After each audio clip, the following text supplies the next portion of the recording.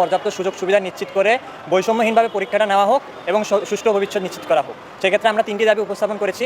আমাদের স্থগিত পরীক্ষাসমূহ নির্ধারিত রুটিনের পরবর্তী সময়ে দ্রুততার সাথে নেওয়া এবং পরীক্ষার আগে যাতে পর্যাপ্ত একটা বিরতি দেওয়া হয়, যাতে শিক্ষার্থীরা শারীরিক এবং মানসিকভাবে প্রস্তুত থেকে পরীক্ষায় বসতে পারে। আমাদের দ্বিতীয় দাবিটি হচ্ছে, বন্যা পরিস্থিতির কারণে বোর্ড যে সকল সিদ্ধান্ত নিয়েছে সেগুলোকে আমরা স্বাগত এবং সম্মান জানিয়েছি, কিন্তু পরবর্তীতে এখন যেহেতু বন্যা পরিস্থিতি উন্নতির দিকে, আমরা বোর্ডের কাছে অনুরোধ করেছি যাতে যত দ্রুত সম্ভব পরীক্ষাগুলো শুরু করা হয়। আমরা বাকি যে 4টি অথবা 5টি বিষয়ের পরীক্ষা রয়েছে সকল বোর্ডের সাথে, সারা দেশের সকল বোর্ডের সাথে অভিন্ন প্রশ্নপত্রে আমরা পরীক্ষা দিতে চাই। আর আমরা তৃতীয় যে দাবিটি করেছি, অলরেডি বন্যার কারণে আমাদের প্রায় 12 থেকে 13 দিনের গ্যাপ একটা সৃষ্টি হয়ে গিয়েছে।